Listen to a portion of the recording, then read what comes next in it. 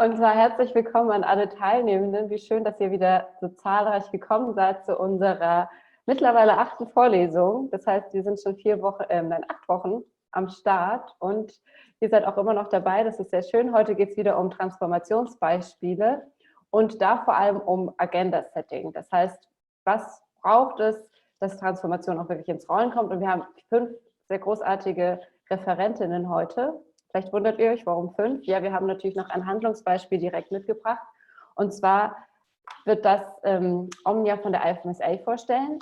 Und dann wird es diesmal wieder so sein, dass wir den englischen Part zu Beginn machen. Das wird Nicole de Paula machen vom IASS Institut in Potsdam. Potsdam Institut. Ansonsten nochmal auch zur Erinnerung, ladet für die nächste Session ganz viele Leute an, weil dann ja natürlich die Graduation Party ist. Und habt heute erstmal wieder einen interessanten Abend. Und damit möchte ich mit Omnia, I would like to start with you. So we met each other at the COP, so the Climate Change Conference in Katowice, and you're currently the liaison officer for public health at the International Federation of Medical Students Associations. And you want to tell us a little bit about how young students, medical students, people can raise their voices on an international level, and you've attended other UN meetings as well, and just share your experience with us, how they dealt with you as a young person. Perfect. Thank you so much for having me. So first of all, I want to introduce myself. I'm a final year medical student, currently working in Egypt, and I'm also working with the IFMSA, representing the voice of more than 1.3 million medical students from all over the world. But I started as a young female girl from Egypt who wants to learn more about climate change. And in 2018, I decided to apply as a member in the delegation that was going on behalf of IFMSA to the Climate Change Conference in Katowice. And it was the first time for me to meet all these ministers and decision makers in one place from all over the world, including the Minister of Environment of my own country, as well as the Egyptian ambassador. And not just meeting them, but I also had the opportunity to facilitate panel discussions with them, asking them about how to integrate the role of youth as meaningful as possible in the climate change discussions. And also I had the same opportunity to work with other global organizations like the WHO, the Global Climate and Health Alliance, and try to fight for health to be placed at the center of the climate agenda. Why? Because we wanted to see more ambition, more action, and because climate change is a global health emergency. So we wanted that to be noticed and to be integrated in the climate discussions. And then I had another opportunity to attend the next climate change conference by the UN in Bonn. And this is what really motivated me to apply for the position that I am currently in with my organization and represent not just my own opinion, but the opinion of medical students all around the world. And also, I then had the opportunity to lead the next IFMSA delegation to the climate change conference that took place in 2019 in Madrid that had IFMSA members like myself. So what do we do in these global conferences? Allow me to share a few photos of what we have been doing in the slide. So in each meeting that we went to, we had the chance to hold side events with global organizations, showcasing the work of medical students and health students around the world. But at the same time, we held simple actions and demonstrations to really highlight that the climate crisis is a health crisis. And each action that we took was always seen by policymakers as they passed by and run to hold the discussions on climate change during these conferences. And also, I had the opportunity to speak on behalf of IFMSA in 2 side events, one of which was attended by the Queen of Spain. And in that sense, in these speaking opportunities, I was really lucky to be able to demonstrate and show how we as youth, we are a key stakeholder to the climate agenda. Why? Because we are the generation that will be impacted most by the decisions that are made during these conferences regarding our future. So finally, I would like to really highlight that these are the kind of activities that were happening all over the world, and I had the chance to talk about them. But also, it's now up to you to work with your governments, to work collectively with them, to claim your space as a young leader at the decision-making table with your ideas, with your passion, with your motivation, to actually protect not only your health, the health of the future generations, but also the health of the planet on which our life depends on. So thank you very much. So thank you very much, Omnia. Maybe just one final last question. So maybe many people think now, like, okay, doing actions is fine, but were you taken seriously? Maybe you can just share like a few sentences on this. Definitely. So we have encountered a lot of instances with decision makers saying that, okay, you are young people, you need to go back to school or so on, you don't have the solutions. But actually that is not true. By claiming our space, by advocating for our involvement as youth, we don't just want to show action and take photos and so on. We really want to be involved in the decision makings through the consultations that we make. For example, in my organization, we always do every year consultations on how we work as a federation on climate change. And we come from 129 countries. And this also happens on a national level where our students and our members, they go with their own governments, like for example, in Australia, in Canada, even in Egypt. I had the chance to go to my ministry and talk with them about how health can be part of their climate action plans. So as long as we show that we as youth, we have the knowledge, we have the competency very well, and our stances are still very relevant because we as young people, as young advocates and leaders doing action on the ground, we are the unique link between what civil society is doing and these governments. We can take the voices from down there and bring it back to the governments. And also we can hold them accountable for all the plans that they are committing to. So I hope this answers your question. Thank you very much, Omnia. Thank you for joining our meeting. And I want to go on to another great woman, to Nicole de Paula. You're from Brazil and you studied political science. And you, as I mentioned, you're currently doing research on sustainability as a fellow for the IASS Potsdam, difficult. And you also want to show or highlight the importance of girls and women in the agenda on climate change and health. And you're also the founder of the Women Leaders on Planetary Health. So that's as an introduction for your presentation now, Nicole. We're very glad to have you here. Thank you. Let me first congratulate Omnia for this. She's very energetic, and I think it's this links between civil society and accountability is really truly important. So, and we definitely met in one of these COPs. So it's all true that what you're saying, and it was indeed very impactful that manifestate the photos. Everyone wants those photos to kind of put pressure in their governments. So yes, thank you again. So today I really want to bring this topic of diverse leadership for planetary health and talk about empowerment as a tool for transformation. I'm very pleased to be here in Germany as the first Postdoc for Sustainability Fellow, the IASS. It's a long name, imagine in German, so you should have said in German, it would be much better. I would not even try. But IASS gave me the great conditions also to create this network, the Women Leaders for Planetary Health. So today we have this little, I want to touch into three quick topics. One is how change happens, because if you're going to talk about transformation, we have to briefly address that. And then I want to focus on this gender just solutions as a way to implement these two important roadmaps that we have for development nowadays, which is the Paris Agreement and the UN Sustainable Development Goals. And then discuss a little bit more specifically on the empowerment. And I do like this little photo here that said we are apart but together for change, and I congratulate everyone, so many people attending these events here, so congratulations to you. So how change happens? The response to change really is about heavily shaped by a disciplinary perspective, and then that's a funny, in the end we don't have a final response to what entitles change. So each discipline will bring their own views. They will understand the role of institutions, what is about human motivation. I'm a scholar actually coming from international relations and with heavily on political science. So I'm very much used to power, norms, and complex systems, institutions, agency. And so these categories are, to me, very essential to explain how we can drive the implementation of planetary health solutions. And yet, and I think you've discussed this in this academy, it's still a little bit less explored as we would like. And I also find very important to say why change does not happen. We have this book called How Change Happens from Dirk and Green, and he used these I words. It's usually related to institutions, ideas, and interests, concepts that are very close to international relations studies.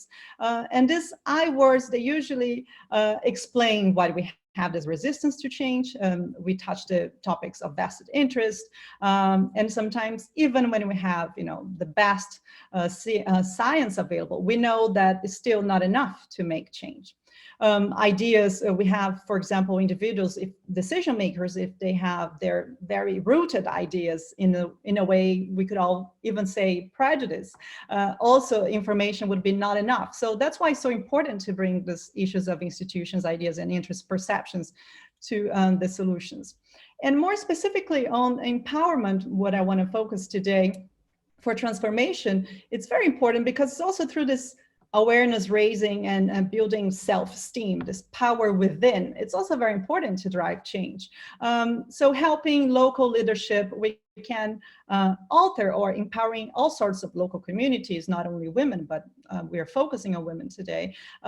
We can tackle these issues of hidden power, which is really also, connected to most of social norms are here, and I say considered natural, but they are in fact historically determined. And if you take, for example, slavery, all these movements on civil rights and how before how things that women were not supposed to vote, and that was normal. So what is normal normally evolves, and that's, I think, our fight here. So on this, climate change has a very important, a strong negative effect on social determinants of health. And of course, it includes gender. And this is because we have, usually very discriminatory social and cultural norms that are considered normal, that still alienate women from decision-making process. And why you're still concentrating, this is one example, but that's not the only one, on this, for example, unpaid domestic care work in their hands. I think a lot of people could identify with this problem, and it really affected all social categories in different countries during COVID. How this gender roles became a little bit, it seems that if we were going back 50 years. So, and another example is climate-related disasters, for example, can drive women even to more difficult situations. There are also studies when you have disasters related problems that even 70% of women who happen to die were women. So there are these issues, but what I wanted to highlight here is that to really the multi-solving in the Sustainable Development Goals of the UN is really important, because more than a moral issue to address, gender equality, is really important to understand that this is really common sense.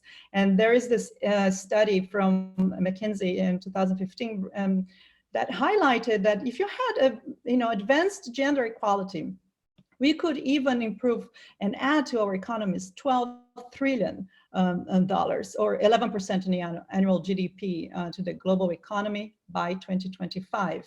Probably this, I don't know if these numbers would probably change now with the current situation, but the point is it would be very important to bring women and achieve equality, even to ensure some sort of success.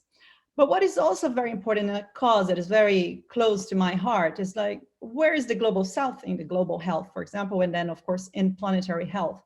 This, I encourage you, it was a very interesting report and recent that called Power, Privilege and Priorities from Global Health 50/50. And there are so many graphs there still showing these disparities. And it's interesting to see here North America and Europe concentrating most of the organizations who are, setting agendas, discussing priorities. And that's why we see that still a big problem to achieve planetary health is the lack of diversity. So another thing I would like to share with you all is that we have just published a policy brief, IASS, here on the right, and you can download it. I think also you're going to put in your website. And we discussed, how the communities from health and environment that can be better integrated. We also discussed the issue of finance for health and climate. But on the third part, we addressed the issue of gender. And there is this little important aspect, because in the end, how do we know if a project is gender just? It's really, it's so cross-cutting, it's important, and it's not an easy question. So at the UNFCCC, we have major groups, and we have the youth, for example, but we also have the women and gender constituency. And they have a series, I would recommend, if you want to know more, also to check their work. And there were, I want to highlight 4. Here, for example, when you're submitting proposals, you have to ensure that you provide equal access to benefits for women, men, and youth, that you are aimed to alleviate and not only add additional burden to women's workload that sometimes could, this unattended consequences of what so-called solutions, but if they're not really understood in the context of inequalities, they're not very efficient. And promote women's democratic rights and participation, produce results that can be shared, spread, and scaled up. So what we've been finding is that gender solutions in the end, they're cost effective, they're fair, and most importantly, they address the root causes of unsustainable development. And I see that yet this kind of remains, it's overlooked, and as if it was a nice thing to discuss. So really, women's rights are human rights. It's really not about creating another group that will be, privileged, and then we're going to create another type of inequality. So I see here 3 challenges that we are still failing to have, equality in terms of secure leadership positions, to participate in decision making, as we were saying in the case of youth, and of course, especially in the global South.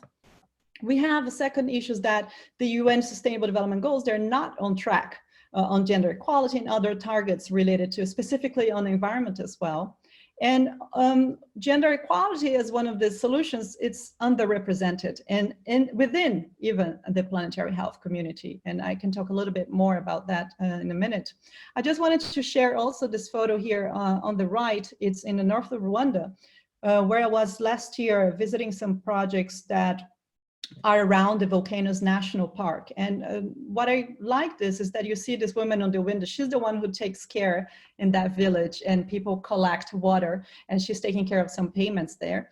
But what is important is that if you don't link the livelihoods, gender aspects, equality with conservation, you're probably not going to have a very successful outcome. So, and that's why I enjoy the concept of planetary health, because it brings so many fields together.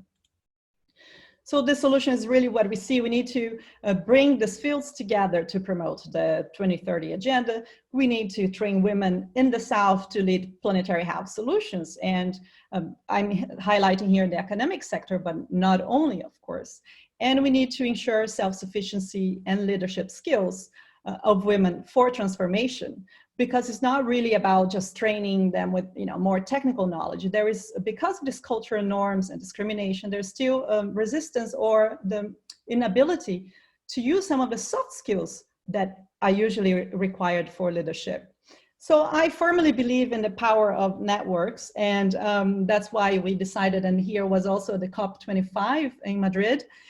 We had an opportunity to launch not a side event, it was not a top-down event, but we had people that came together, and also a lot of men, and you can see that we had support to discuss and co-create what would be, is this really something that is needed? And I think we felt a very positive response from this group, which was very diverse, and we launched the Women Leaders for Planetary Health with the support of IASS. And here is just an idea also that it is important, and we're talking about institutions, ideas, and norms, but also at the personal level, to navigate the systems. We usually see there are some aspects that we need to improve in our own. Usually sometimes researchers can be the source of the problems if they don't take into account, if we don't try to break mental silos. That's a jargon that we use. We need to break silos, but really you need to be brave to enter the planetary health field, because there are so many disciplines and so many new material that maybe we need to learn that we're not comfortable with. So we need to be resilient. We have to embrace the ambiguity and uncertainty. This is especially for a message for donors when you have, for example, applying projects, and normally this is one of the problems that we see. They want a plan A to B from the beginning, and if you're in the process of co-creating knowledge, for transformation, usually there are things you have to learn on the way, and you cannot have this total certitude at the end. So self-awareness about our own biases, prejudice, and these relations of power. And the most important thing is that we need to, for transformation, encourage diversity and include so many multiple perspectives, because we usually hear planetary health has a problem of not only implementation, science, but imagination. And if we don't have a diverse group, how can you imagine different scenarios or different contexts? That's a very important thing. So here, I just wanted to extend an invitation that next week, 7th July, we're going to have a dialogue, very brief, with the head of the UN Environment. And it's interesting that we discuss inequalities in planetary health, because what we see that it's important to have this safe space for dialogue. And I think that's something that the academy is trying to do here. And we're trying to also, improve this knowledge management about this topic in this interconnected way. Empower future leaders through mentorship. That's something we are designing as well as a group. So it's really about connecting minds and raising awareness. As a conclusion, I think that's a phrase that is very used, but makes sense. We need to make the invisible visible in policymaking. And gender is a determinant of health. And if we don't address these inequalities, we're probably not going to be very successful at planetary health. Solutions, they must address the socioeconomic options and reevaluate women's choices with these symbols, because we don't know, in many regions, women, they're not necessarily having choices. So if I can leave you with the 3 key messages here, that planetary health in the end, like we say in global health, is a political choice. And that's why people like me, not coming from medical studies or natural science, it's so important to be involved in this dialogue. In this context of pandemic, it's really recommended to place women's needs and leadership at the heart of the response. In this package that we are seeing, there's a lot of discussion happening right now, and we need to track who is doing what and what are we going to put our resources on. And so when you shift social norms, that's how usually you underpin a change. So I would definitely love to be in touch with you all through these platforms that, they steal our data, but we can connect through many of these channels. And I like this message here that really shows the bias that we have in our societies, that for the women who are labeled aggressive, keep being assertive. If you're bossy, keep on leading. If you're difficult, keep telling the truth. And if you're too much, keep taking space, and awkward, keep asking the hard questions. I'm very thankful to be with you here today and open for conversation. Let's stop. Thank you very much, Nicole, for your talk. And I just briefly also put a link into the chat for a TED talk you might know, or I think you probably know it, from Catherine Wilkinson on how empowering women and girls can help stop global warming, for everybody who's interested for further information on this topic. So I have a brief question before we'll go to Louise with the questions from the audience. So because you said it's a challenge to keep working in this field, because you have to be brave and it can be difficult from time to time. So what's your, technique to stay with it? Like, what keeps you motivated? Yeah, that's a great question. The motivation, I think, because in the end, sometimes we have just to do what is right, and then it's even beyond hope or motivation, right? You just have to do what seems, and to me, planetary health, it's not only what I like and enjoy, is really what is right. So that's something, the first thing. We're talking about existential threats, right? So I don't think there's nothing more important than our well-being in our lives. That's the very things that motivate me naturally.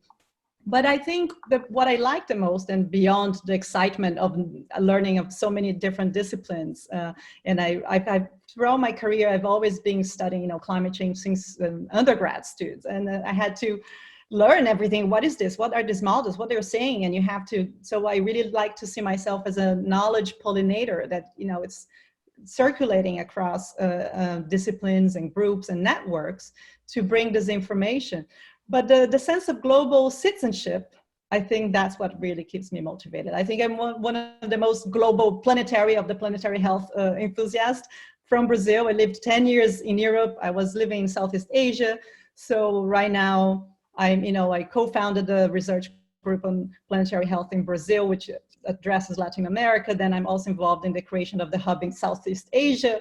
And I'm part of this committee that in Brazil that we're going to host the next. I would like to invite everyone because we're going to be hosting the next Planetary Health Summit in 2021. Was supposed to be in Brazil, but because of the COVID, we're probably going to pass through a virtual thing. So if you, this notion of artificial board, we create artificial borders, but if you're doing and studying planetary health or any environmental aspects, you see that it's a social creation that we cannot pretend that we're going to, hide behind borders. So I really, truly enjoy the cultural diversity of all this. Thank you. Louise, are there any questions from the audience? Yeah, we have one. So first, thank you from my side also for the nice talk. I think there were many nice impulses. The question was if you could share some examples underscoring that we have these gender inequalities in the field of planetary health. So where do they lie in leadership, in research, in practice or policy, or in all of these? And in a second step also how we could overcome them. So if you have any concrete suggestions. Yeah, one of the examples that, and in the policy brief that we have a table there that I think really gives examples, because in the end, even for me, and I'm not coming from the gender studies before, so you have to see what exactly, what do we mean by that? For example, in the water, that's the water sector. When there was an event calling and water, usually in water scarcity regions, you have this, migration flows. So women are left in regions where you have absolutely no water. So when you have to water, if you're doing water projects, you're going to have to take this regional into consideration. And sometimes the practical things, and they're very simple and it sounds obvious, but they still don't happen when you have, and put women in these committees to have, their opinions and what they are going through, what's the solution from the perspective. Clean cooking, if you have exposure to the cook stoves, it's a very symbolic example that you have, most of women from social norms, they're supposed to cook, so they're therefore exposed to cook stoves. They are, still producing a lot of emissions, and it's contaminating. So that's one of the problems that if you're talking about a project of renewable energy, that's also, it could improve the lives of women. But what is really important is to take that into account. And sometimes what we're trying to investigate also through research, and we had a talk last week with the representative of the Green Climate Fund, which is they're also creating guidelines for projects, and what does it mean to finance, how do you include that? And usually it's something that people are still ticking the boxes. And I think we need to move over how we, really in concrete terms, it's not only about putting a woman in the team, you have to, what are the benefits of that project? How do you take into consideration the context? So it's really contextualized. It depends on the sector. But I see, in infectious diseases, for example, when you don't have, and this happened in the case of Ebola and Zika, if you don't have people at the decision-making, and there were resources that were just moved to the emergency, in terms of the sexual and reproductive rights, they were just ignored because women were just not in the room to, say, wait a minute, this is a problem that we, it continues. So this kind of examples, I think it's really about the diversity, including the different voices. And it's not only about women, of course. Thank you so much. So thank you very much for your talk, Nicole. I don't know if Martin has another question, but otherwise, because we have to stick a little bit with the time, I'm really grateful that you joined our session and looking forward to all the actions from the women leaders. No, I'm very thankful to all of you, and I'll listen a little bit to how it's going to end. But yeah, we can definitely be in touch, and we're every week. I think. Thank you, Martin, also for bringing this perspectives. Of social scientists. That's very important. And it looks like we're going to take 200 years, even in the U.S., to achieve gender equality. So imagine people who are born now, as you know, you have people in your family. It would take even 200 years to that. So we definitely have a lot to do. Thank you again. Thank you. So, and now I'm going to come to the next speaker, and I'll do it in German actually, because so Marco Springmann wird als nächstes referieren. Er forscht an der Oxford University und ist einer der Hauptautoren der Lancet-Studie zu Food in the Anthropocene. Und eigentlich hast du Physik studiert und da kommt vielleicht die Frage auf, was hat dich denn eigentlich dazu gebracht, plötzlich zu Gesundheit und Klimawandel zu forschen? Und damit übergebe ich direkt an dich und dann kannst du auch direkt den Vortrag weitermachen. Ja, vielen Dank. Gute Frage.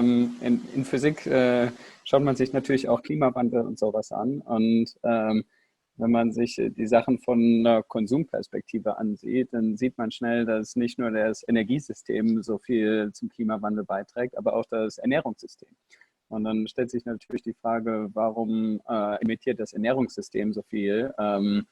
Und können wir das irgendwie ändern? Und was hat das für Gesundheitsauswirkungen, wenn wir das ändern würden? Also peu à peu bin ich da so reingeschlittert sozusagen. Und ja, deswegen war es interessant, dann bei der Lancet-Studie mitzuarbeiten, wo wir in der Tat geschaut haben, wie können wir Ernährungsmuster vorschlagen, die gleichzeitig gesund, aber auch nachhaltig sind. Und vielleicht nehme ich das jetzt als Anlass, in meine Präsentation einzusteigen. Ja, ich halte den Vortrag auf Englisch, weil es ein bisschen einfacher ist, über meine Arbeit auf Englisch zu reden. Aber ihr könnt alle gerne Fragen auf Deutsch oder Englisch stellen. Probably don't need to talk so much about the background. You all know that the food system has tremendous environmental impacts. It's a major driver of climate change, land use change, biodiversity loss, major user of fresh water resources, and a major polluter of terrestrial and aquatic ecosystem, for example, through runoff. So one can easily say that the food system is a major driver of planetary impacts. That has been conceptualized in these planetary boundaries that are meant to indicate when we pass sort of the safe zone in which humans have been operated in the past. And you can see that already now the role of agriculture and diets is indeed very high and is pushing against this safety zone. At the same time, we know that diets are not healthy, healthy by any stretch. Less than half of all countries meet very basic dietary guidelines on red meat, fruits and vegetables, sugar, total energy intake. Overweight and obesity have increased dramatically over the last 30 years. And right now, the biggest killer in the world, so to say, are really imbalanced diets. And those are diets too low in fruits and vegetables and too high in red and processed meat and things like that. And that's not only the case globally, but in most regions, as you can see here on this heat map. So that was really the backdrop for the Eat Lancet Commission. And we had as a task to really try to define what is a healthy diet, how does it relate to those planetary boundaries of the food system, and are there measures in addition to dietary changes that could actually keep us within those limits? We reviewed fairly systematically the epidemiological literature and studied what are risk factors, how do they impact mortality. We looked at what are healthy body weights and energy intakes that would be in line with healthy body weights. And based on that, we defined what we think is a fairly healthy diet. Now that diet has in its sort of most cited form is a flexitarian diet, so it contains moderate amounts of animal source foods and high amounts of plant-based foods. So for example, one shouldn't eat more than 1 serving of red meat per week, no more than 2 servings of poultry per week, no more than 2 servings of fish per week, and not more than 1 serving of dairy per day. Which leaves 2 days per week, if you calculate it right, to be either vegetarian and vegan. So it's that sounds broadly doable, but we also looked at other dietary patterns that would be in line with those fairly broad recommendations. And those are, for example, pescatarian diets that focus more on fish and seafood, but also vegetarian and vegan diets that focus more on plant-based protein sources.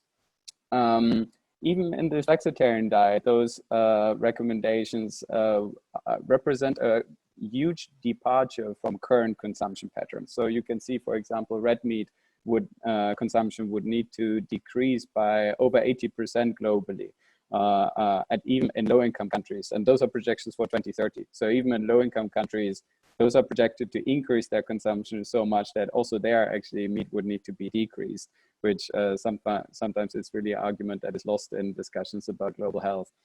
To make sure that we're recommending something that also has some teeth to it, we did all kinds of analysis, including a nutritional analysis, a mortality analysis, an environmental analysis, and a food system analysis. And I'll briefly walk you through those before I get into the transformational aspects. So in the nutritional analysis, we found that changes towards those diets, and those are global numbers here, but we did that for every country in the world, would usually be associated with improvements in critical nutrients that are at risk of being that we are at risk of being short on in our current diets. So that looks broadly good, but some of the more plant-based ones might need some supplementation of B vitamins, for example.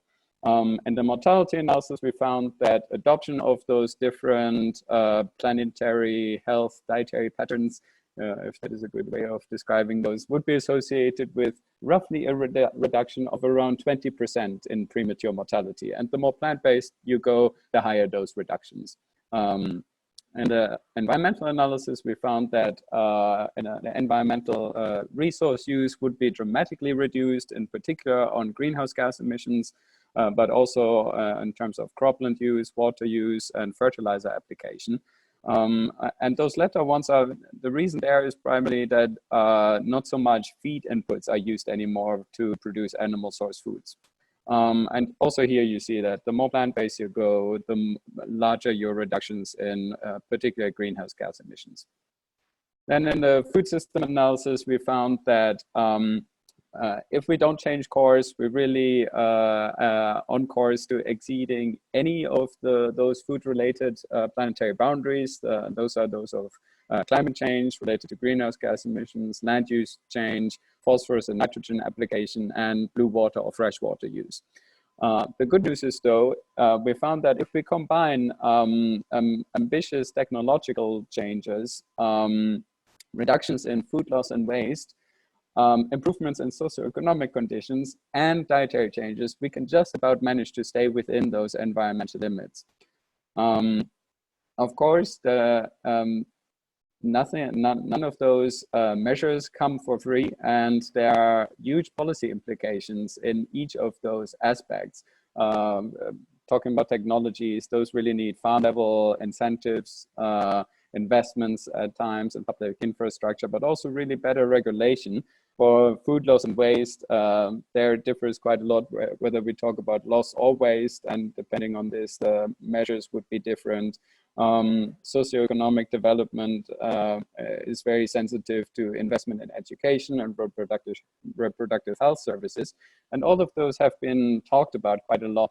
So what we have been focusing on going forward is really how to incentivize the dietary change aspect, since we found that without dietary changes to at least those flexitarian diets, none of those environmental limits would be reached. So it's a really essential ingredient in that list of measures that are needed to stay within environmental limits. And there we know from the literature that just providing information without any additional economic or environmental changes, and environmental here means the context, the food environment, has really limited influence on behavior. And instead, integrated multi-component approaches would really be needed. And those can include some education campaigns. Those are surely important as part of the mix, such as labeling, other information, but also updating national dietary guidelines, which really should be good homework in some ways. But it would be good to couple those with fiscal measures, such as aligning taxation and subsidies with healthy and sustainable diets, align school and workplace menus, or other approaches, for example, with dietary guidelines, But one can also think about diet restriction or mandates, especially when we talk about carcinogens, and some foods indeed have been classified as such. So let me briefly run you through some examples of the work we have been doing since the release of the Eat Lancet report and how we think that might be going forward. So the first of those is comprehensive review of all kinds of national food-based dietary guidelines around the world. That study will come out in 2 weeks. So those are preliminary results, so treat them with caution, but you get a first glimpse of what will come out. So in order to operationalize all these targets we have been reviewing and setting for the Eat Lancet report, we translated them into what policymakers might be concerned with. So if policymakers listen to here, planetary boundaries, they're usually, yeah, what does it really mean? We don't know. But if you talk to them about targets that their governments have usually agreed to in some way or form, then they listen to more. And they indeed have a one-to-one translation. So the planetary boundary for climate change is very similar to the Paris Climate Agreement. The land system change target is very similar to some of the IG biodiversity targets. The freshwater and nitrogen targets are very similar to what has been adopted as part of the Sustainable Development Goals. And the healthy diet approach is in line with the NCD agenda that aims to reduce premature mortality from non-communicable diseases by at least a third. So we evaluated those dietary guidelines based on those different targets. And unsurprisingly, we found that not really many countries met lots of those targets simultaneously. So you see that especially dietary guidelines from countries in low income settings were better at meeting those targets. And that was just the case because they currently consume very low animal source foods. And so that national dietary guidelines don't recommend quite a high consumption of those, and therefore they did better. But if you see Europe, the US, and all of those high-income countries were really poor in meeting those targets. That's also what you can see here. This is a % of target value for those different targets. And if it's exceeding 100%, then it's above the target. 100% is exactly on point. So you can see, especially North America exceeds that target quite dramatically. Whereas the WHO recommendations are somewhat better, and the EAT recommendations are yet better and simultaneously stay within those targets. At the same time, those more progressive recommendations have a greater potential of improving the health of the populations. So by moving towards national food-based dietary guidelines that are broadly in line with those, they don't have to be exactly like that, you could both increase sustainability, but also improve the health of populations, which again might then be important for further policy approaches like canteen and menu options in schools. Another big aspect is our prices, as I mentioned. And here you have probably heard about all those arguments that say, well, there are lots of aspects in the food system that are that the consumer doesn't pay for, but that society pays for. And climate change is one of those examples. You don't see a price tag for climate change when you buy your food, even though the food system is responsible for up to a third of all greenhouse gas emissions. So in one study, we tried to integrate the price of climate change damages into the price of foods, and we used something called the social cost of carbon to do that. On average, and again, we have country level results for all of this, we found that beef should be 40% more expensive, milk, dairy about 20% more expensive. And if those price changes or food taxes were to be implemented, then we indeed saw a concomitant reduction in the consumption of those and a marginal shift towards healthier and more plant-based diets. One argument that is usually made when one talks about taxes on foods is that, oh, if you tax foods, what about poorer households? Aren't they disadvantaged?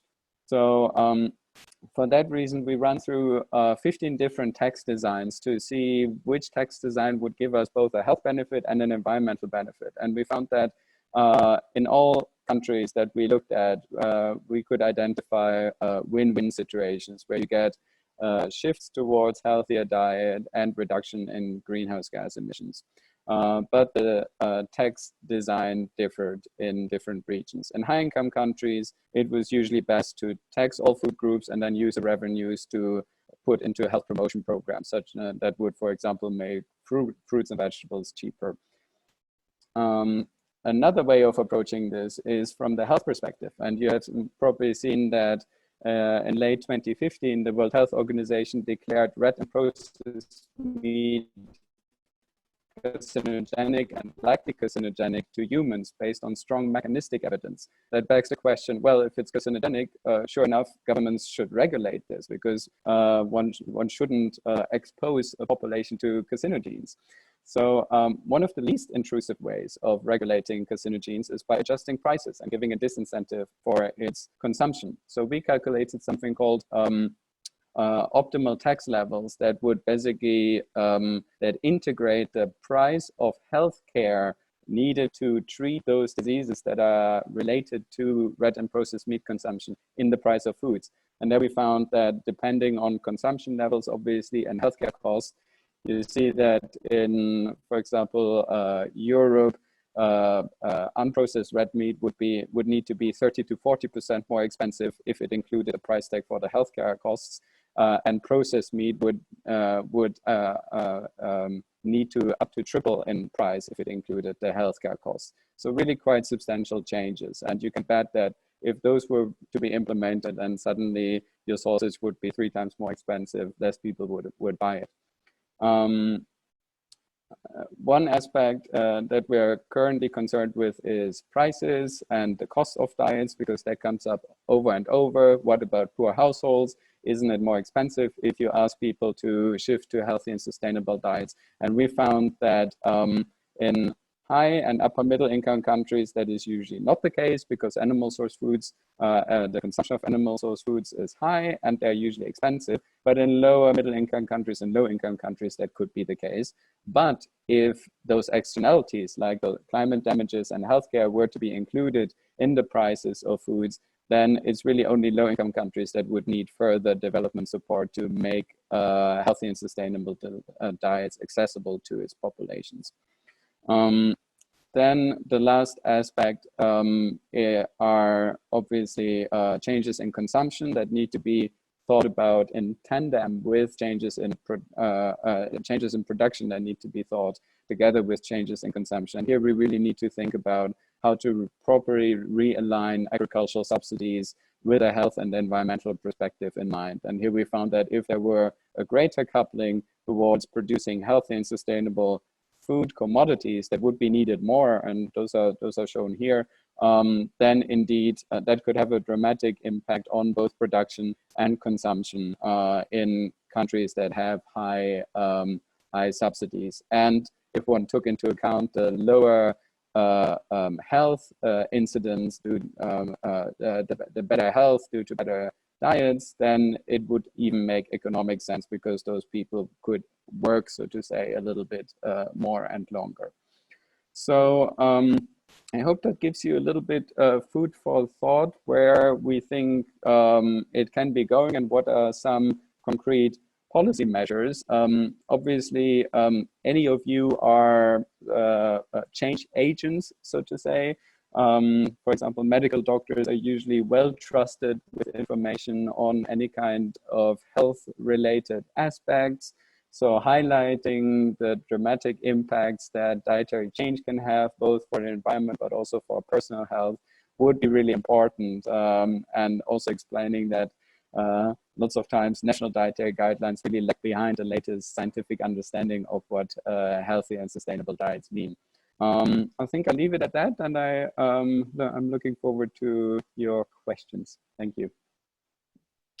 Thank you very much, Marco. And we will take the questions at the end with after all the presentations which will follow. Thank you very much for a great run-through of all the scientific backgrounds that are relevant when you're looking at these questions, all the economic perspectives, the environmental perspectives, the healthy perspectives. And I think it's a great handover now to Christian Schulz, because for whatever you do, you need a scientific base. And the scientific base needs to be pointed, because if it's not pointed, actually, you know, you don't have a place from where you can act and can be bold in actions. Now I can speak German again, because you made me slip into English. So I have to change my mind to go back into German. This is a good link to Christian Schulz, who is a consultant for anesthesiology at the University of Munich's hospital. At the same time, he's one of the key activists when it comes to two key subjects. One is zero-emission hospitals and the other divestment. And the interesting thing about Christian is that you're someone who is working full-time, who's got 2 kids, and 3 years ago you were caught by the climate bug, and you somehow are able to keep tabs on all these things. Maybe you'll tell us initially what made you catch the bug, and then you'll introduce 2 subjects which are really highly relevant for us all. For example, this introduction of the terms of what we need to do. We need to bring the whole health sector down to zero emissions in order to be compliant with the big goals which we get from the Paris Agreement and of the Planetary Health goals. And because of this formulation, zero-emission health sector, this really encouraged me in my discussions with the Federal Chamber of Doctors to work on resolutions and to make it clear it's not enough to say we have to get a little better. We have to bring it down to zero. So, Christian, we're looking forward to your presentation. So thank you very much for this these words of praise. I caught the bug because, well, in 2016 it started with a request we made to the Bavarian Doctors' Pension Fund. I asked them what they're doing with my money, because I'm contributing hundreds of euros every month, and they sent me something meaningless back, an annual report which didn't answer the question. And then there was the refugee crisis. I was on Sea-Watch at the time, and then I discovered something has to be done at many fronts. And we started off with a divestment, first of all, and in this context we came to the subject of medical ethics. We needed some arguments, simply. And we looked at the statutes, and the most tangible statute is in our vocational document, that doctors have to protect the basis of life, natural resources, and this was the trigger for us last summer. We took divestment to the first step, which meant that we have to get started in our hospital working on this. I would like to release my screen. So the formulation in the professional statutes of the German doctors is that doctors have the task to cooperate in the protection of our natural resources. And this says everything, says it all. If we take it seriously as doctors, then we have to really pick up speed quickly to become active preventatively. The SDGs, which are related to that, as further arguments which are relevant for hospitals, are listed at the bottom. But the goal is to bring hospital into zero emission levels. Of course, anyone who knows hospitals knows that this really sounds completely utopian and far remote from what we have now. And the starting point was to look at all the sectors of a hospital.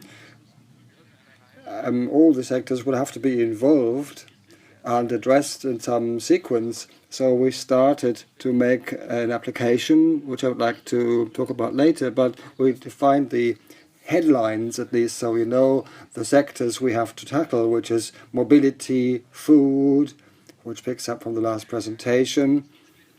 It's about purchasing, it's about how, or what kind of drugs we use, where we buy them from, how they are made.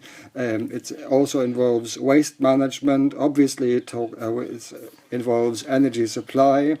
Hospitals are big consumers. It's also about architecture.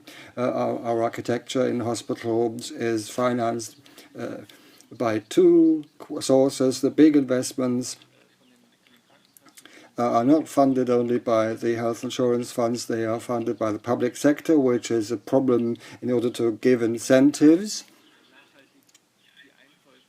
to make sure that the buildings are done sustainably, and then it also concerns transformation within one company. So how can you start the process in terms of corporate communication? As Martin said, I'm working at a university hospital. This means that there are more sectors involved, such as how do I introduce this into the teaching sector? It's also about training, further training for doctors, and also science. We have the resources to work on scientifically in this respect. And this is how it started. I mentioned divestment before. The next point was looking for arguments, because, well, we need to divest anyway. The question was, how do I introduce this into the medical debate? Which are the arguments I can use?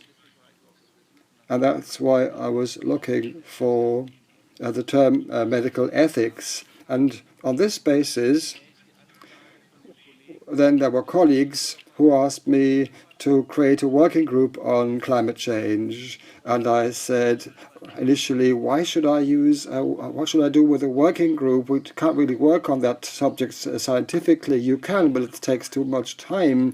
We need to be working politically, I said. We don't need a working group for that. That was my first reflex in the summer last year when the publication had been accepted about divestment. And then later on, I realized, no, we need the working group in order to be able to work politically, and we mainly need a hook where people can really get involved who are thinking about the subject and want to contribute something. So we first started this working group. So I went to my boss, the director of anesthesiology, and I said, I can't carry on working on my scientific subjects because these subjects are not going to be relevant anymore. They cannot be operationalized because the others of the climate subject is overtaking everything else. And that's how I would like to start a new subject. And my boss supported me in this immediately. So I'm talking about the right side of the slide now. So we created a working group, AG, which includes anesthetists, junior doctors, and also outside the hospital we found people such as people from the commercial directorate who said he would like to support us in our effort. So using this working group, we have created some multiplier effect, because there are other projects which are docked onto that now. For example, 3 publications which have been published. They are political ones. The last one was 2 weeks ago in Deutsche Ärzteblatt, the German medical magazine, as to how to do anesthesia, environmentally friendly anesthesia, and also the willingness to make a change.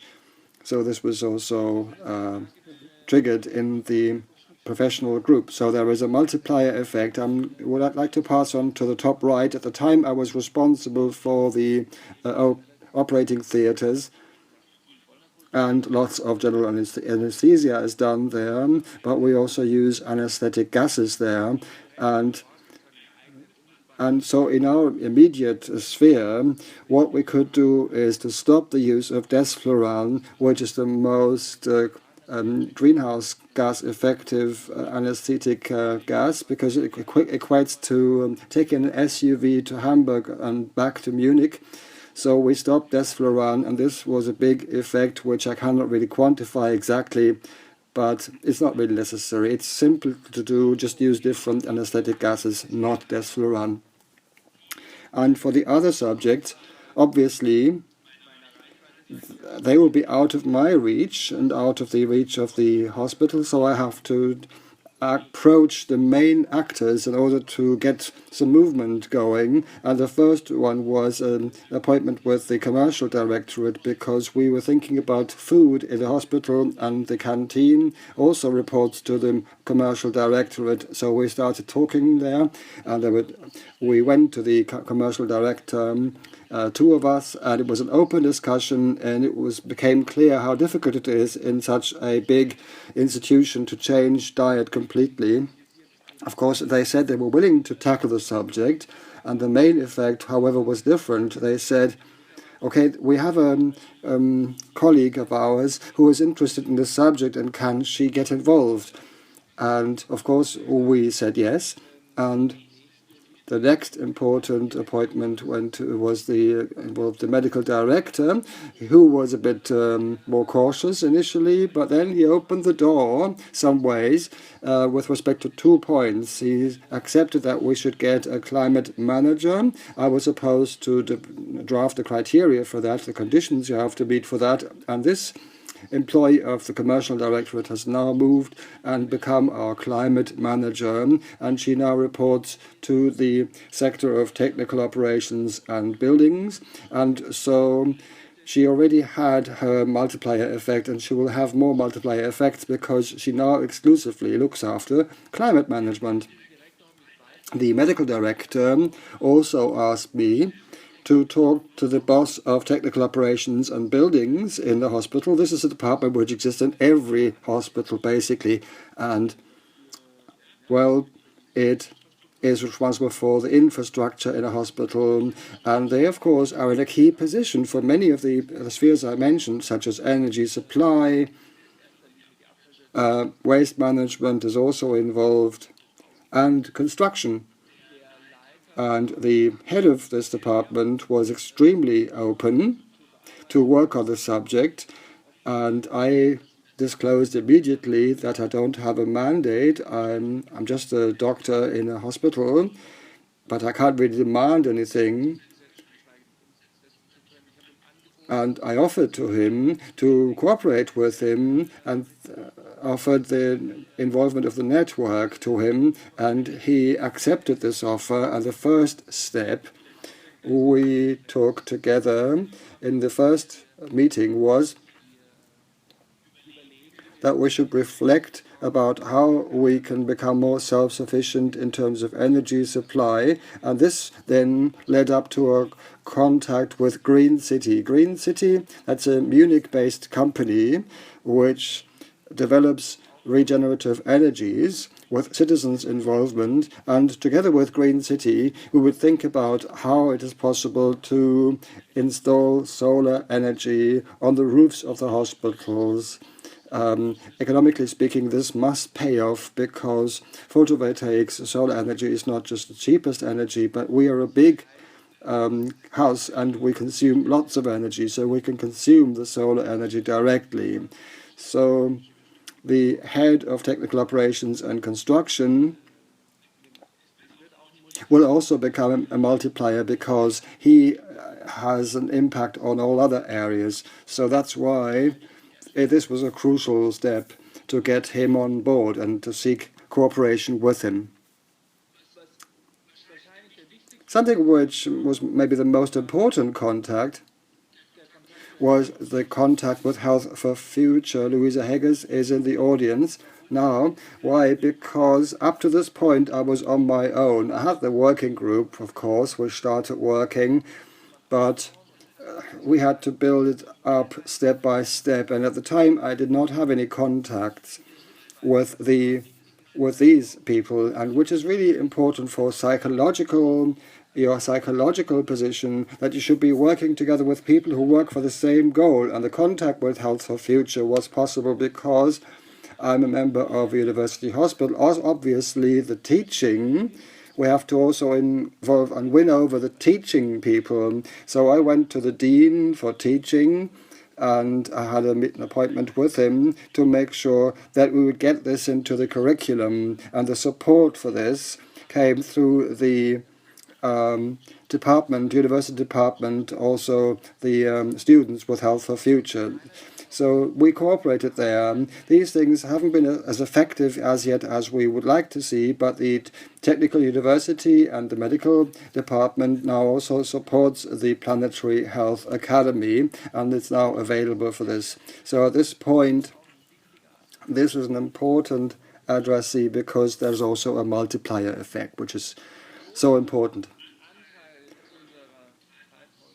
A large share of our greenhouse gas emissions in the health sector are indirect via purchasing, which is another key, in my view, in order to get things moving in the right direction. There is a good example from Ulm. They've also published this. The University Hospital of Ulm has defined sustainability criteria. I haven't made contact with them. But then there would have been a contact, but there was a corona lockdown starting. So the meeting we were planning had to be put on the shelf or shelved, but it will be picked up on as soon as possible. And so we have a recognition value within the university hospital. We need to look at time at the moment, so if you want to tell us more about the rest. Well, yes, then I'll speed off. Just one point about multiplier effects. Within the Association for Anesthesiology, there is a Commission Sustainability which was created at the same time, and we have drafted a position paper which is still awaiting publication, but it will also have an impact on the whole discipline of anesthesia and intensive care medicine. This is the priority matrix. So where should you start and where should you wait? So which are the big wins, the initial early big wins? And I'll skip that for time reasons. This is the structure of a university hospital in Germany. You have to realize that in order to know who to talk to, who are the decision makers, and I'll briefly talk about divestment also. The starting point is the medical responsibility in the Anthropocene. So where do doctors invest their money? We're talking about 100 billion euros in funds, reserves, which we doctors have invested in the pension funds. And the idea was to ask these pension funds, all of them, of course, obviously, they wouldn't give me an answer if I asked them because I don't have the status and also not the know-how to ask the right questions. So in 2018, I created a network between ethicists, economists, to ask the right questions and to discuss the results in the right context. And we also needed some VIPs. We talked to Professor Busse from Berlin and Professor Schellenhuber. Both of them gave us their support and promised their support. So in April last year, we then sent off a questionnaire to all the pension funds, doctors' pension funds, to ask them whether ESG criteria would be used for these 100 billion euros. And we have not received an answer yet. We published this in the Deutsche Ärzteblatt, the German medical magazine, but we did not make progress there. Then we had this translated in summer, and then it was published as a comment in Lancet Planetary Health. The Süddeutsche Zeitung, this newspaper, also published this a little bit later, so it had its multiplier effect. Together with KLUG, this of course has picked up speed, because KLUG also is a multiplier at the moment, and it helped us carrying this to a broader audience, because we then contacted several professional associations so that they would sensitize their membership for that idea of divestment. 100 billion euros is the investment of doctors. Where else is there any money invested? The public health insurances do not have any reserve funds, because that's the money they directly spend. But the private health insurances have a huge stock of monies. And that's why the question was, where is the money? Where did they put this money? And we asked the same questions of all private health insurance funds in Germany and asked them how they have invested 300 billion euros in the private health insurance funds, and whether they're also making to make their clientele more healthy. And the answers were more open than from the pension funds. Of course, there is a competition between the health insurance funds. And the share of money which will be invested using ESG criteria is minute. So I believe that they are not doing justice to their mandate of protecting the health of their members. And we've submitted this to some publication sources, and hopefully this will also be put into the public debate. Thank you very much. Thank you very much, Christian, for this great example of how one person can make a difference because they have had an eye-opening experience. So how, through strategic action and multiplication, because you've talked about multipliers, something new can arise. And this is a good link to the next speaker, Professor Messner, who for half a year now has been the president of the Federal Environmental Agency, previously director of the Environment Program Environment Working Group of the UN, and also advisor to the German government. He is an expert for globalization and global governance, transformation towards sustainability, decarbonization, sustainability, and lasting change. So he is a transdisciplinary wizard, and I'm very pleased to that you are here to talk about transformation. And also let me say that our series of lectures is subsidized by the Federal Environmental Agency. Therefore, it is very fitting that the chair of this institution is with us today, Mr. Messner.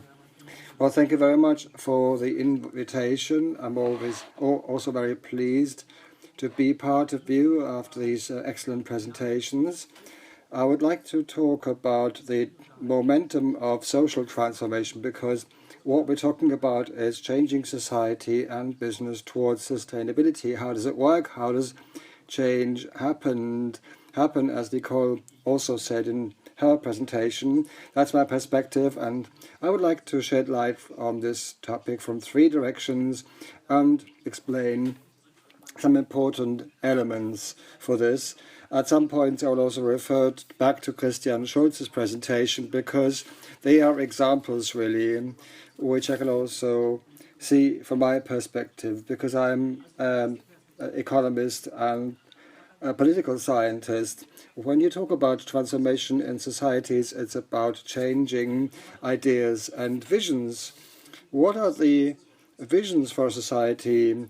What is the orientation point? For example, a hospital, if you put the decarbonization into the mission statement, then this is also significant. And there are lots of ideas we know from history, and we know that these ideas take time until they really penetrate society. I'd like to give two examples. The first scientific work on what international law, what's become international law, was created in the 30 Years' War in the 17th century. It has taken a long time until the UN, for example, has been founded as part of international law. Another pioneer was Immanuel Kant for perpetual peace. He presented or imagined the global citizens' society. He never left Königsberg, but he imagined that at some point we would achieve perpetual peace through a global citizens' society. So it will take a lot of time until this has really changed. This is my comparison, because when you look at the history of sustainability research and ideas, I think an important starting point, its limits to growth. Club of Rome, 1972.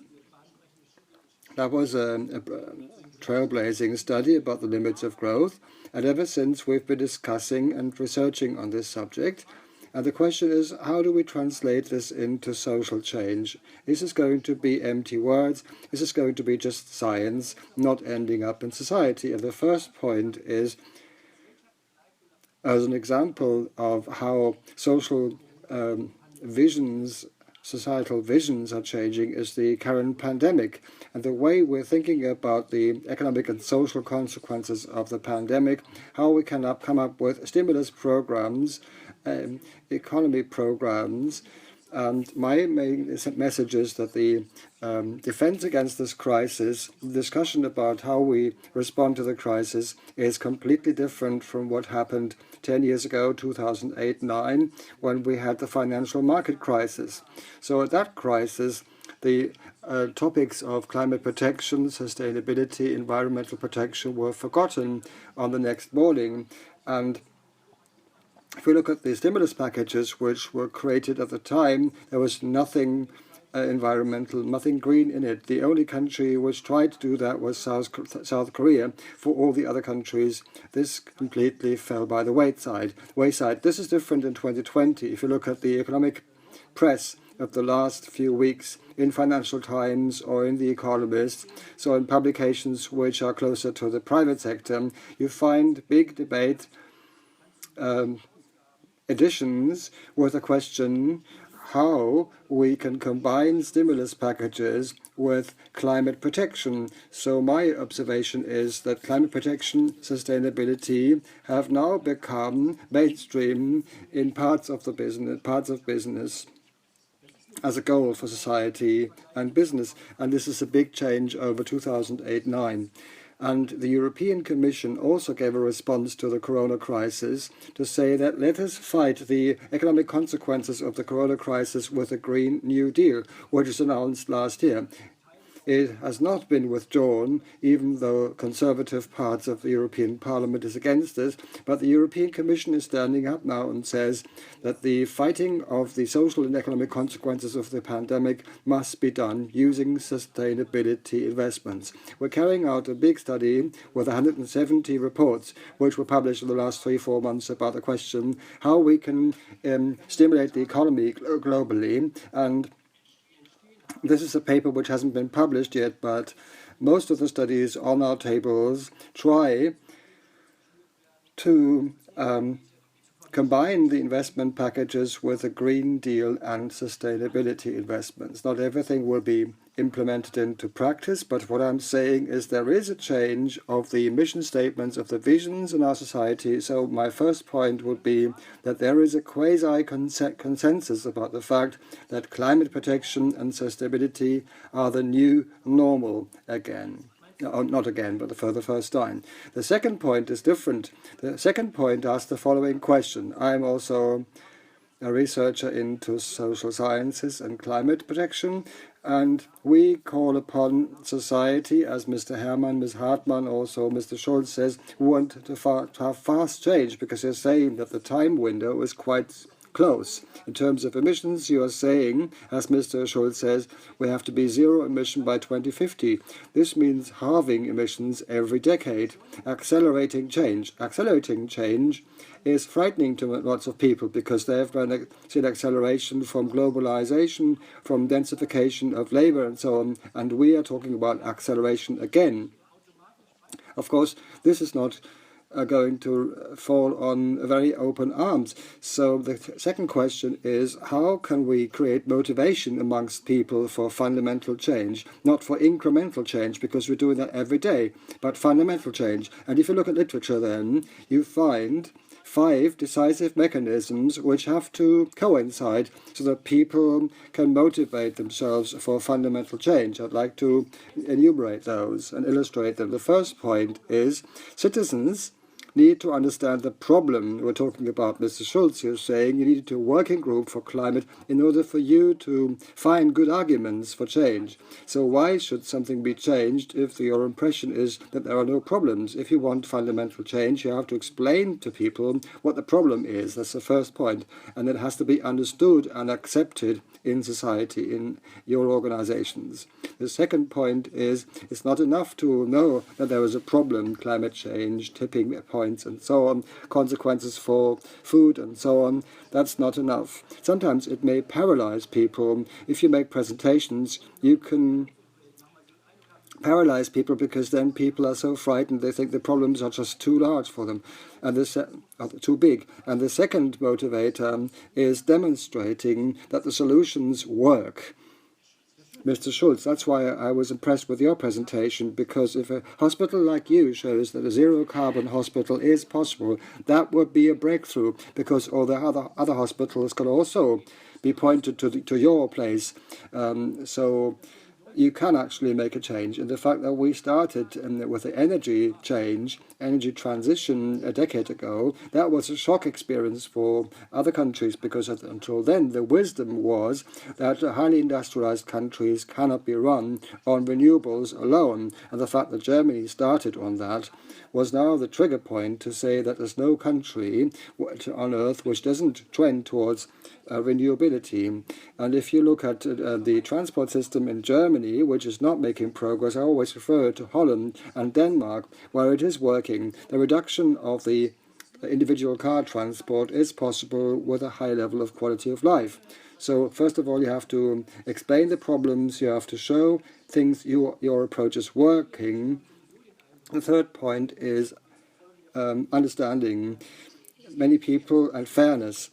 People have the impression that the solutions are not fair or equitable. That's why the solutions to the ecological crisis must be combined with fairness. If we don't manage that, then the motivation for change will not happen. That's the third point, fairness. And you can show in studies and also in theoretical work that if people are involved in change processes, there is a better chance of change. So solar energy, wind energy, renewables, where you can connect this with the local authorities, municipalities, citizens' campaigns, then it will work. Participation is the condition for transformation to happen. And the fifth point is maybe the most important one.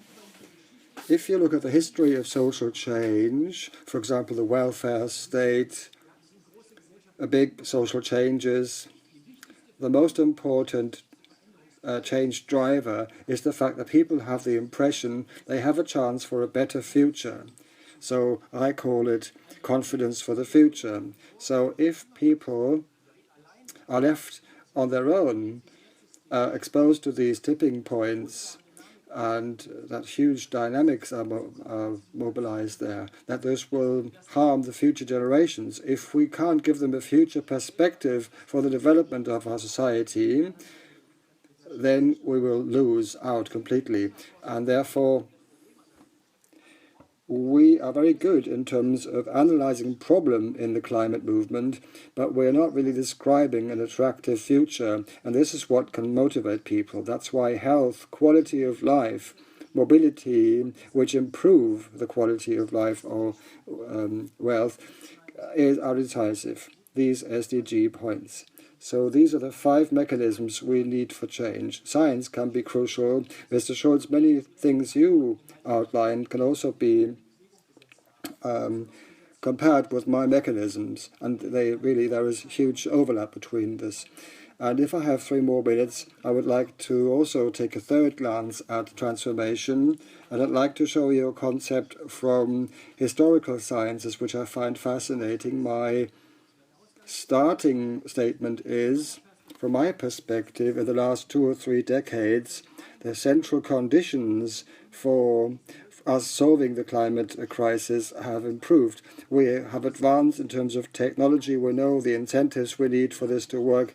We have done our sums as to what this costs in different sectors, and we can show that using an investment offensive we need for climate protection, we're not going to ruin the financial markets. So we have created the conditions. Immanuel Kant also talked about conditions for success, but this can still go wrong.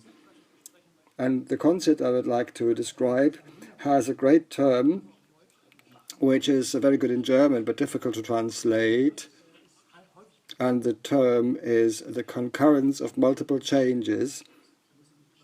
Of course, in English presentations, I have more problems describing it, but this is, you can also translate it by frequency increase. This is by Mr. Osterhammel, who wrote a great book talking about change in the 19th century. Now we want to achieve change in the 21st century. So he's describing the change from the agricultural society to industrial society. So this was the big change. And the concurrence of multiple changes means that transformation is just not one event. Transformation is not a big bang. Transformation means that you start with changes in one certain place. For example, Mr. Schulz in his hospital starts changing things. If that's a singular event, then that's nice for the hospital, but it will not change society at large. However, if we achieve a situation where in industry a similar momentum arises, as we have seen with the pandemic crisis, the reaction to the pandemic crisis with stimulus packages is much better than 10 years ago. So if the private sector understands that the decarbonization is serious, then we will make progress. If the European Commission comes up with a Green Deal, that also makes a big change. So this means the concurrence of changes, of multiple changes. So a general trend can happen, and then there will be an increase of this frequency, and then we'll reach a tipping point. We know from complexity theory, if 20% of a system tilt to a new direction, then the old system is under threat. And there are good arguments to say, well, we are going in this direction, that the whole system is changing. I would like to give you 2 or 3 examples, but also give you some counter-examples. Examples for this concurrence of multiple changes. The first point is decarbonization of the European Union. That is now a program, has been for a few months. In 2011, I started a study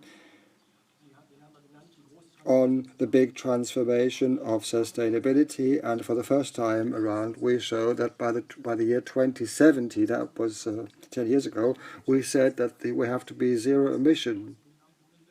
And when I suggested this to the government, people were really very pale-faced. Decarbonization of the world economy, that was a tall order. It took a while, but 10 years later, this has now become accepted as a goal, as a subject. Second example, if you look at the investments in the energy sector, 15 years ago, 85% of energy investments were fossil or nuclear, new investments. Now, 85% in Europe are investments in renewable systems. So in the energy sector, the future business model is completely clear. They have to exit the old systems. So something has turned around there. I could give you a long list of elements which boil down to the fact that we're getting a concurrence of multiple changes in the right direction. Osterhammel. My last point on this term of concurrence of multiple changes, there is also a dark side of the whole thing, because as what I've described is happening, this process for transformation towards sustainability. That's my core message. We have to become faster, we have to become better, but the trend is there. As this is happening, there is a second concurrence of multiple changes, which I would describe with Trump, Orban, Bolsonaro, nationalistic, authoritarian movements around the globe.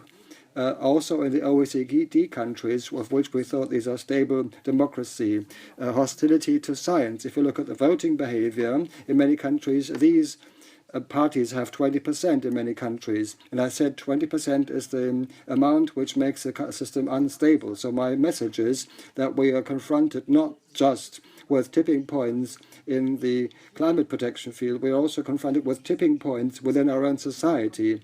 And the tipping point could be positive. We could find a momentum for sustainability. The conditions are there, as I've explained, and there are lots of trends there. But it also could end up go in a different direction, and that's why we have a social polarization debate.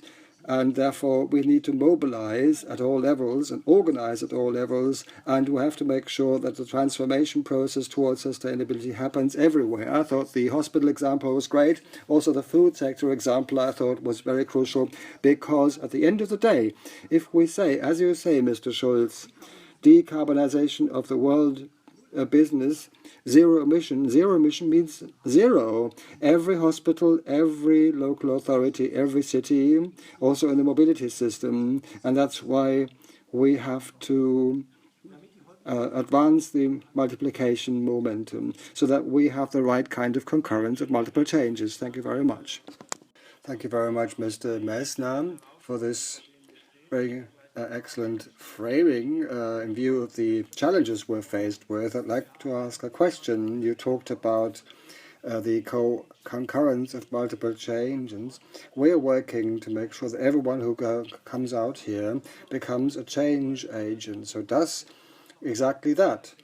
And the special situation is that the health sector, until about a year ago, was more or less soundly asleep over the climate crisis. So how important do you think is what we are doing here, and how do you see the role of the health sector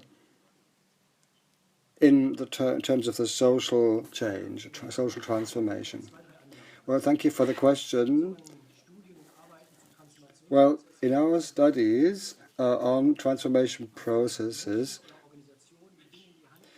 we are looking at people or organizations who are trying to make change happen, so who are pioneers. So it takes pioneers. So if in your audience there are people who will pick up the balls and try to give their very best in their spheres to make change happen, such as in this hospital, that would be great. It would be a great contribution, the first remark. Second remark, you're right in saying that the health sector has not been a relevant sector for a long time in the whole climate debate. We had huge debates about energy transition, agriculture, future of cities and mobility, but health and climate is all new. It's something which still takes a breakthrough to happen. And that's why this lecture series which you are having, I think it's the biggest event of this kind worldwide. It's a great driver in order to make change happen in this sector. And finally, every sector has to make its contribution. And you can bring the climate subject in connection with the health subject. As I said, it's about confidence in the future, showing that climate protection has a positive effect, benefits for all of us. And the last point, it's a lecture series. Lots of students are listening, and I think social change always is associated in history with generational change. So if I look at you, Mr. Herrmann, I think we have similar age, and Ms. Hartmann, she's the relevant generation. So we are the decision makers generation. So we need to set the decisions, get the decisions right, but the next generation will need to accelerate things. And we don't have as much dependence. If I talk to economic bosses, business bosses, and the captains of industry, their livelihood depends on the steel industry. So we are challenging business models. We are also challenging identities. People's careers are called into question. And if I talk to 35-year-olds, it's easy for them to say we need to bring climate protection into our sector. So generational change is an important element of transformation. That's why it's so important to work on at universities and in teaching. Now we'll take a few questions. I think we're going over time. I assume we're going up to 1:45 or 10 to the hour because the discussion will be interesting. So what kind of questions do you have on the three presentations which we've just heard? Well, Mr. Messner has already made the link to social mechanisms which need to change, and I would also like to bring forward a question about the first presentation by Mr. Springmann. What do you think?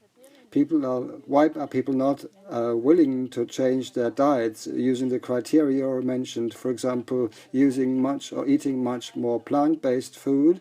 Is it just maybe lack of knowledge, or is it simply people are just too lazy? So what could you change? Is this question to me? Yes. I think it is really down to what Mr. Messner has just mentioned. There is good research on this. Everything points in the right direction, points to the direction that healthy diet is mainly plant-based. Doesn't have to be completely plant-based, of course, but this has not really been sunk in, hasn't really sunk in society. Many of these institutions do not communicate accordingly. And a few decades before that, plant-based diet was bashed as a hippie-based diet, and the question was, can this lead up to malnutrition? So it's quite new to describe this diet as healthy and sustainable, and therefore there is a conflict with a kind of diet and lifestyle which was cultivated by our parents' generation when meat-based diets was a sign of economic well-being. So changing the diet systematically or society-wide means talking to all classes of society or strata of society. For young people, it's quite normal maybe to eat less meat, but for older people, that's not normal, and you have to have a different conversation with them, and also per sector, you have to have a different conversation than if you were talking to young people. Are there more questions, Louise? I think this was quite answered lots of questions. Next question to Mr. Schulz. How was the working group on climate change taken up by your colleagues, and how do you respond to critical voices? Do you have strategies how to get more people into the boat? And can carers also be activated as change agents? And what's the potential they have? So it's a question cluster. Well, critical voices, very few. Most of the feedback was positive. People are glad that someone's taking up the subject. And I've never tried to advertise for more people, because advertising for more people means that you have more work, you have to support more people, and we didn't really have enough, because people need to have concrete goals. You have to offer concrete goals to people. Otherwise, if you just allow everyone to work into the blue and without a concrete goal, this will be non-efficient. So when I look after PhD students, I always ask myself, what's the next step and what is the feasible step? When it comes to carers or nurses, I think this conviction is maybe more widely spread with doctors than with carers. But again, for nurses and carers, they also concerned and worried. I have made some first contacts, but I haven't found a good way of really bringing in or involving these people, these colleagues. Of course, sometimes we need them as experts for certain fields, for example, purchasing of materials waste management, then we'll need them as change agents, for example, in order to separate waste. That's absolutely crucial, but we haven't got them in the structure, not structurally involved them in the working group as yet, unfortunately. Thank you. We know this problem from our students' initiatives, that you have to find a way of making contacts and finding a broader basis, but it's good to be working on that. We'd like to ask a question of Mr. Messner, maybe to bring us into a positive direction. How likely do you think it that the agenda of sustainability and decarbonization will be the trend which achieves the tipping?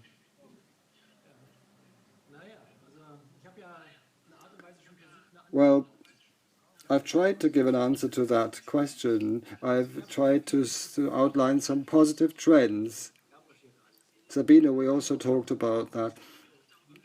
We've talked a lot about this. When I talk to my scientific colleagues, they say, we're talking about these things for 40 years. We put the data on the table year after year, but the emissions keep rising, so nothing has happened. And I would not share that view. A lot of things have happened. Coming from the description of problems via the perception of the problem in society to a change process. I've tried to illustrate that. As, of course, it takes time for this to change. And you have to observe what's changing there. I've tried to illustrate that. And many things are progressing, and we can still solve the climate problem. That's the good news. We can use the time window, and it can be enough. And then there are the counter trends, the negative trends I mentioned.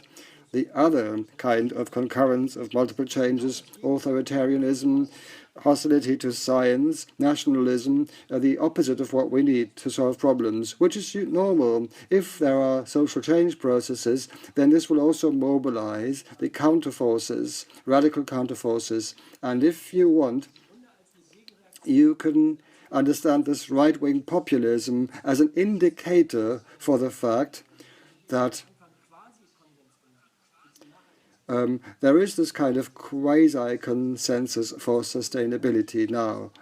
So, because there are people who are never going to change, they are diehards, and but they are going away. And we have achieved a lot in the last 20 years, and now it's about upscaling, about picking up more speed, acceleration, in order to use the time window which we still have. And for that, it takes all the different sectors.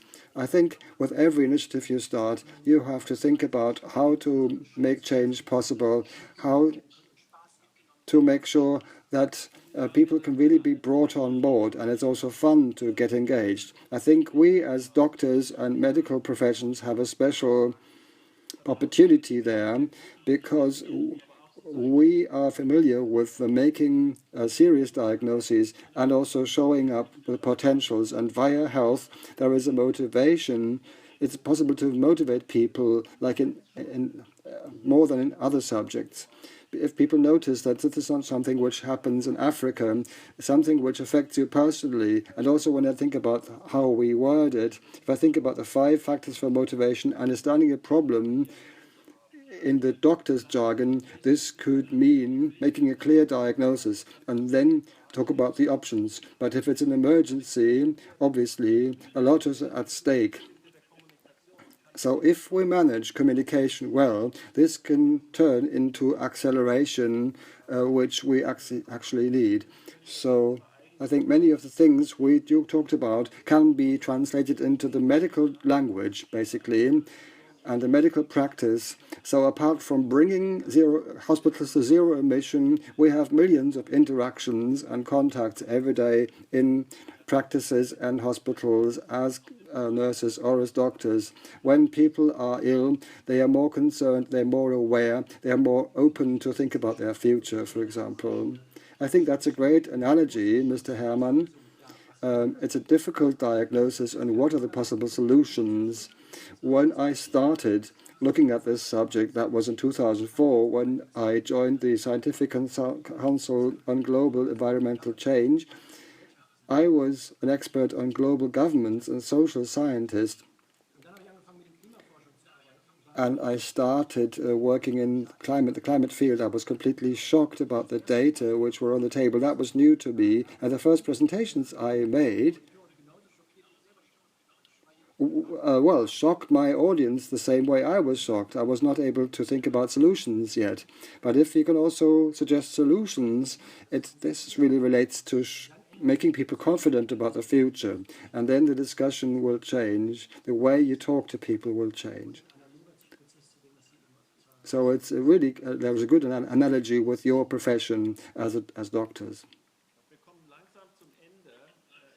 I think we're reaching the end of this. I would like to thank Nicole very warmly, who's left us already. I think today's examples have shown how multifaceted the fields are in which we can work and how these different approaches can combine what Marco said and what Christian says as an activist in a hospital, or what you see, Mr. Schulz, as someone who does political consultation and advice, who is in charge of a big agency now. And I think it's an invitation for everyone to look in their environment and their sphere of influence. What are the things where they want to get started? It's the key, really, to get started and to also to connect with others and establish a network of multipliers. So we are very pleased to announce the next lecture series. It will be special because this will be the end of the first cycle of lectures, and everyone who's been through it will graduate as a change agent, and will also have a little celebration and a party, and will also have special guests, and will also communicate about this. The invitation is clear to everyone. Please invite people who didn't used to be in the lecture series as guests. So it's a kind of graduation ceremony. So we invite people to that. So we'd be happy if we had 2,000 or 3,000 or 4,000 people. We'll also stream that event, and we'll also send you the links. So let us make this into a big thing, because if you want to move transformation forward, it's only possible in a positive way, celebrating life. Christian, you may also play your tuba. So then we'll have great examples from your circles, Health for Future, small examples of 3 or 4 or 5 minutes. We'll hear about 10 examples, and there will be some guests. And then we'll have a proper celebration and wind-up of the series. So let's meet again next Wednesday at 5 p.m. for the 9th and last and final lecture. So thank you very much to the speakers, to everyone who was online, and let's look forward to next time. Thank you. Bye-bye.